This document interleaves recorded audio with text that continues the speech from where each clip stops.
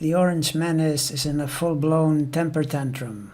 He is raging away in his now revealed to be in financial trouble and very ironically named Truth Social Twitter imitation platform, casting aspersions on law enforcement, the FBI, the deep state, and anything and anyone who won't agree with his nefarious ideas and malevolent plans. His problem, aside from being, as they say, full of it, or more accurately, that which is implied by the well-known acronym FOS, his problem is that he's a career criminal, a man with zero respect for the laws we all agree to abide by in order to promote, protect, and defend an orderly society. Just think about the fact that what he is currently in trouble for are violations committed after his presidency. I remember reading multiple articles when he was president stating he was worried about losing his job because then it would mean he would be embroiled in legal problems, presumably on account of what he had done before he became president. Well, actually, that's true too. Hence what Letitia James is digging into in his New York operation, whereas first clearly revealed by his ex-lawyer Michael Cohen, Trump had been involved in fraud for many years by overstating his assets in order to get bank loans and then understating them in order to lower his taxes. But all of this goes to potentially bankrupting him.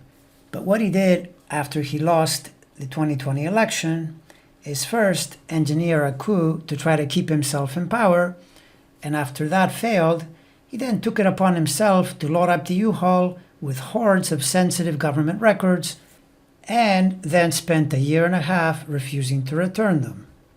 For the records, the evidence is, well, the timeline and the records. And for the coup, he left a pretty good evidentiary trail, including all kinds of witnesses that previously supported him but came to realize it was better to abandon ship before it sank to the bottom of the ocean. All of this represents the facts, the practical reality. But then there's the astrology, and on that account, if, as seems pretty obvious, he's down to getting defended by incompetent lawyers, he sure as heck has no good astrological counsel, because any decent astrologer that told him about his chart would advise him that when you're in a hole, the required course of action is to stop digging.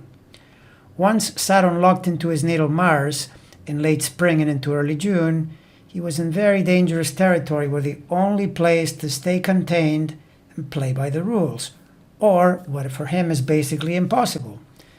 The January 6th committee did devastating damage in June and July, and then in August, on a full moon triggering his Mars-Pluto midpoint, with Uranus squaring that point for good measure, we learned about the records heist.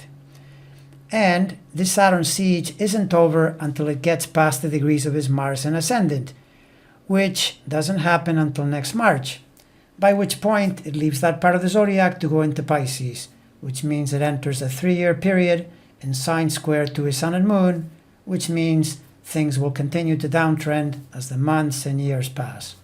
Meanwhile, looking a little closer, all the major planetary stations from now until the end of this year look ominous for his prospects. Pluto and Saturn in October, and Jupiter and Neptune in November and December. Quite literally, things not only will not get better, they can only get worse. And one wonders why the GOP continues to defend this criminal clown, because it's pretty clear he's going to turn out to be instrumental in their poor election showing in November.